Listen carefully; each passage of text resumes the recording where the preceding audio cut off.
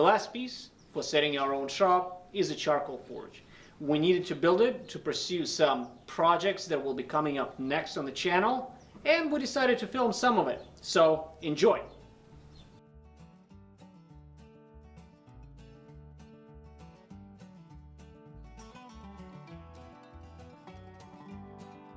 A couple of weeks ago, we got this project rolling by starting to make the hood. We looked around for a while for a hood of the right shape and size, but nothing was readily available, so we decided to make one. With the rest of the forge now coming together, it's time to finish it.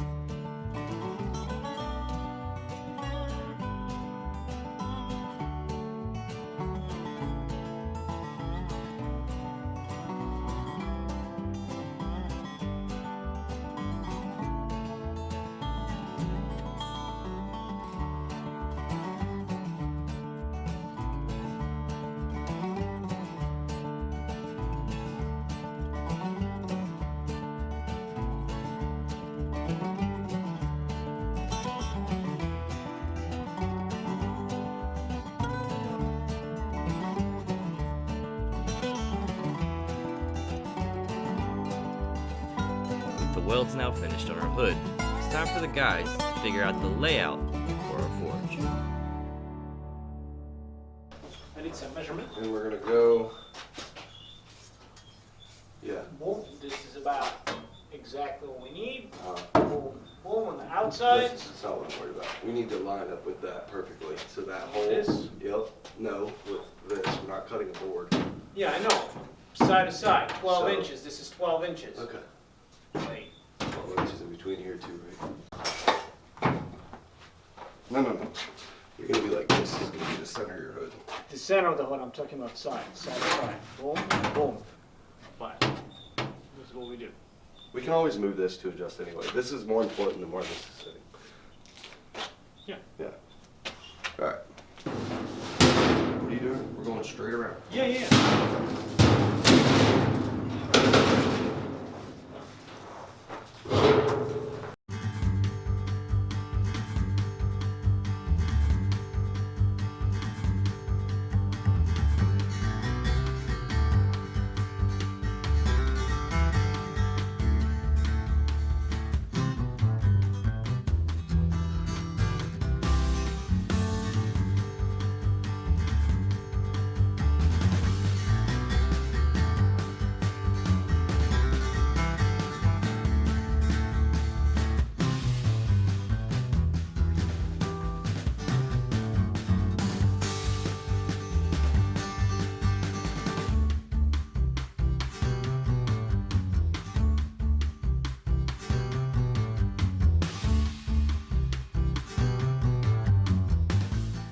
With the hanging supports now in place, it's finally time to raise our hood.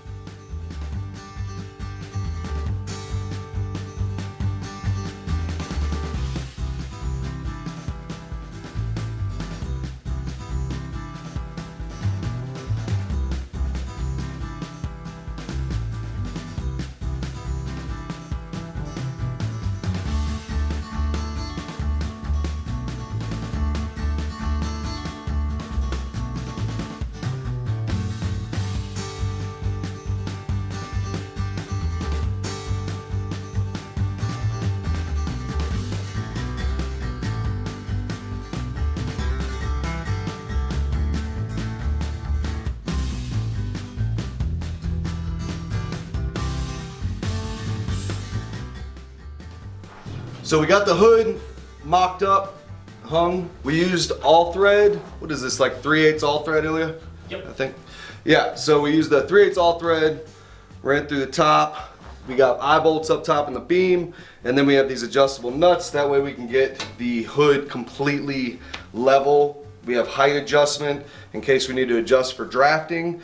And then we just have to install our chimney, cut the hole in the roof, cut the hole in the top of the hood, and we'll be drafting.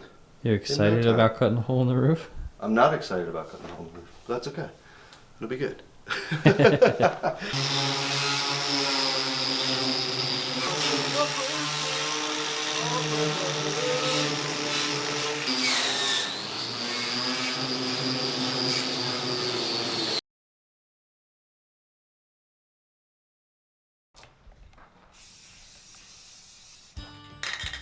I like it.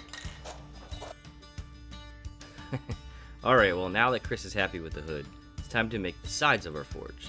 These sides are not only going to add structure to the entire thing, relieving some weight from the ceiling from the hood, but also help with the drafting of the smoke and the sparks.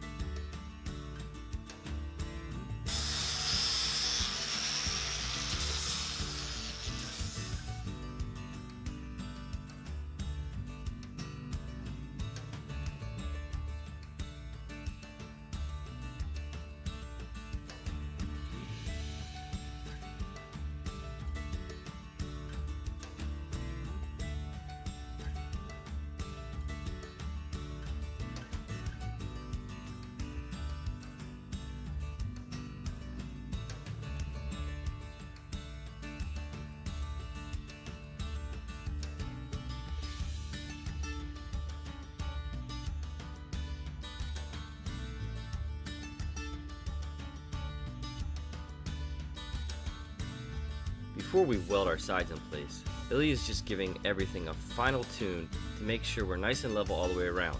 Once the sides are welded in place, we're pretty much set how it's going to be.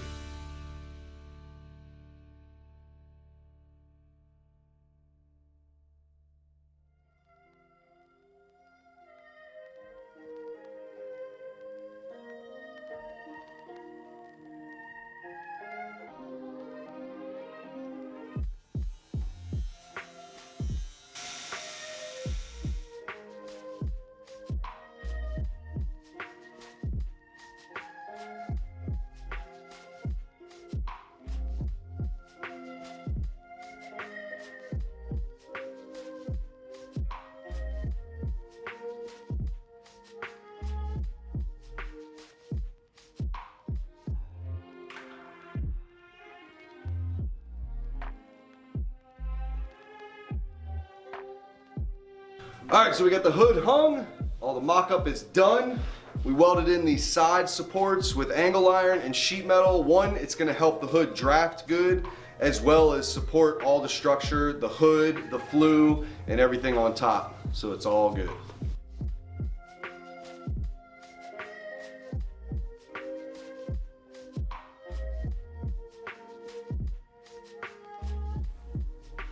Now wait just one gosh darn minute, y'all. We keep showing you these here leaves, but we ain't ever told you where they came from. Well, in classic Slavic style, Ilya decided that the supports of the corners of our forge need to be a little bit fancy.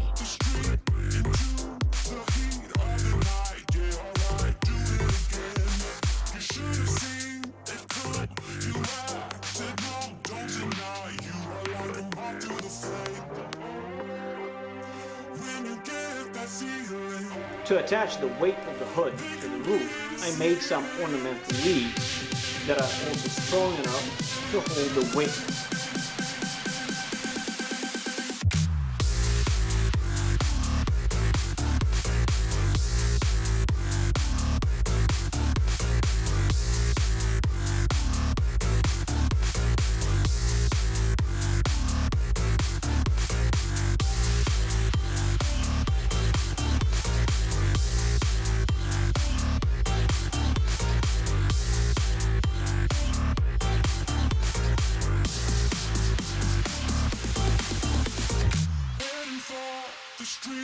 into the heat of the night. Yeah, alright, do it again. You should have seen it come. You acted numb, don't deny. You are like a moth to the flame.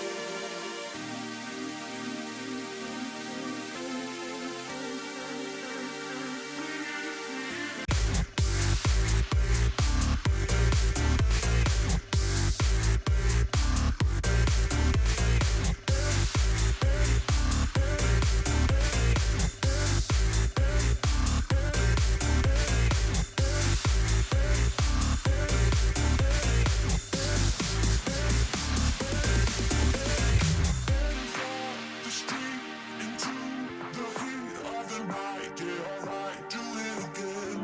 You should have seen it come. You acted numb, don't deny. You are like a moth to the flame.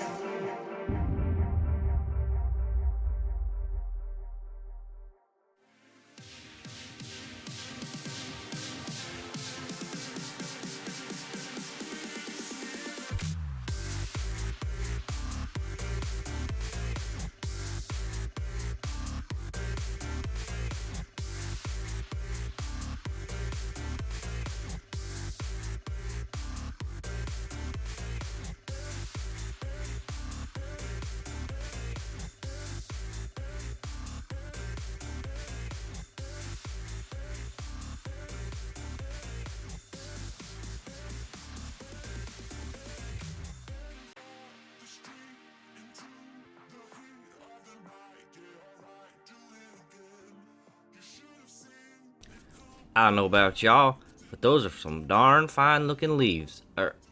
I mean forge supports. Good job, Ilya. Good job.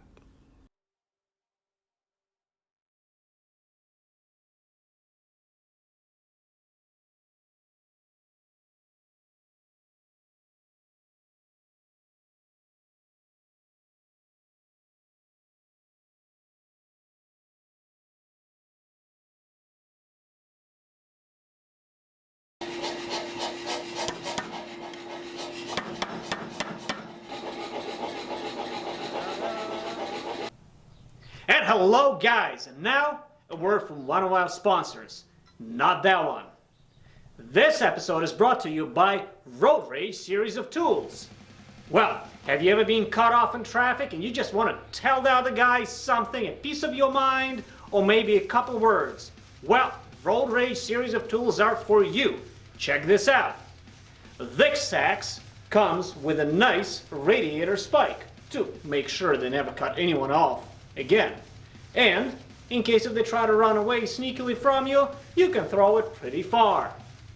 Road Rage series of tools. Get them now at thatworks.shop. And now back to the scheduled programming.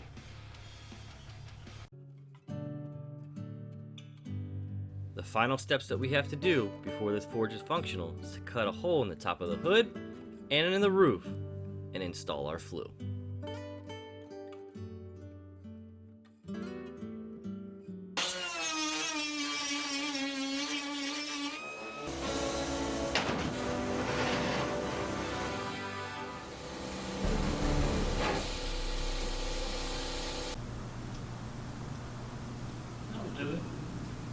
Now that my wooden, cardboard, and plastic form is ready, I'm ready to cast the tuyere. The tuyere is where the intake for the air comes in to heat up the fire. See, without a draft of air, your fire burns about as hot as a charcoal grill. But as soon as you force air in at pressures above atmospheric, what happens is you reach temperatures exceeding 3,000 degrees Fahrenheit. Now, this forge is going to be a side draft forge as opposed to a normal coal forge, which is bottom blown. The advantage of a side draft forge is that nothing falls into your tuyere or your windpipe. So it's fairly clean. This forge is going to run on charcoal as its fuel primarily. The advantage of charcoal over coal is the following: that charcoal is much lighter, so nothing sticks to your work. And charcoal at the same time at high temperatures creates zero ash. So there's no clinker, there's no ash in the working area, and it's the traditional way of making swords for the past 1500 years.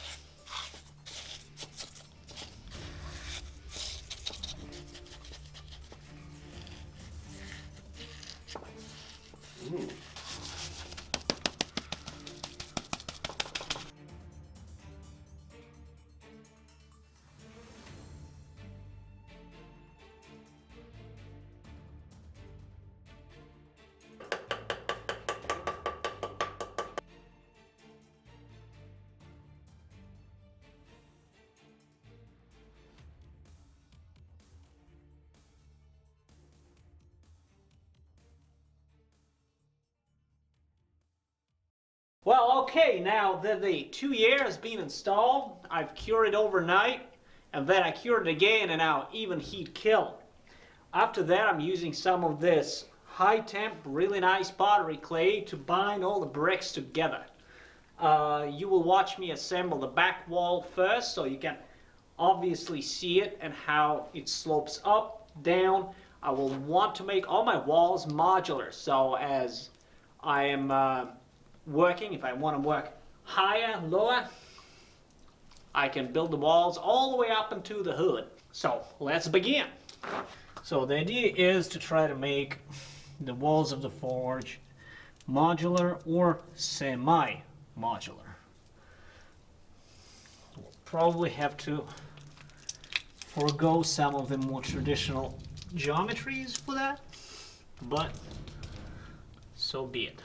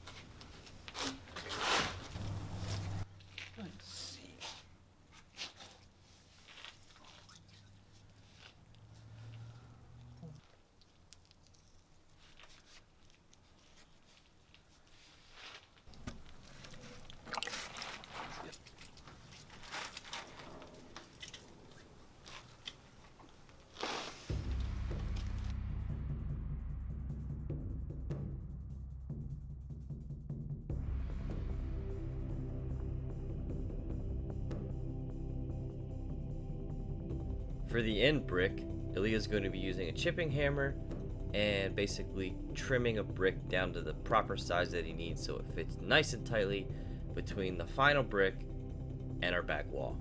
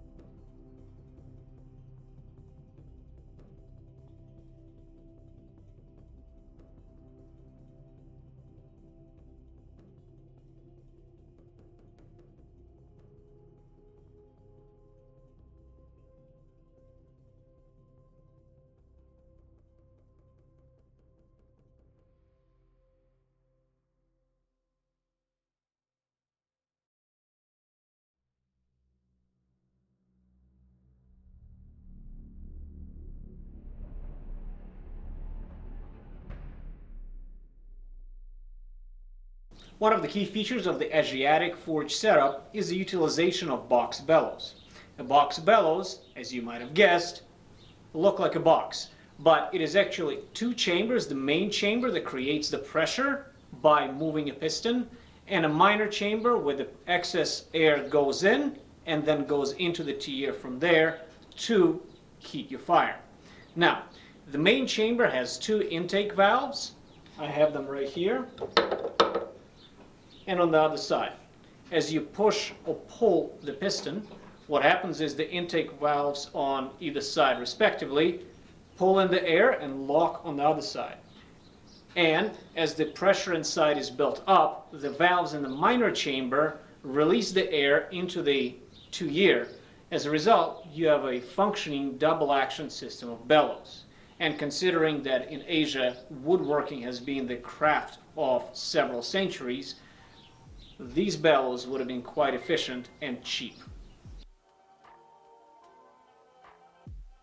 Well, there you have it. We built a traditional charcoal forge, but it only seems right to light it in a traditional fashion, taking a cold steel bar and hammering it until it's red hot.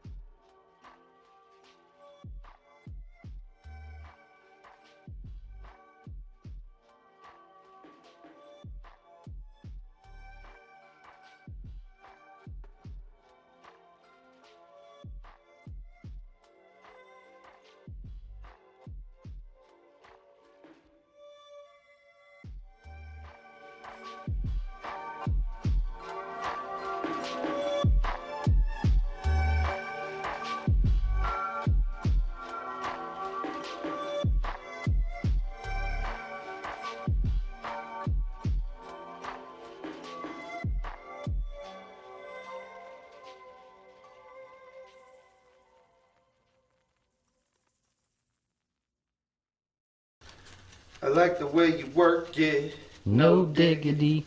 I'm about to bag it up. Bag it up. I like the way you work it. So while Ilya's out of the shop, I'm gonna go ahead and polish this entire hood into a mirror finish. That way he can see himself forging in it.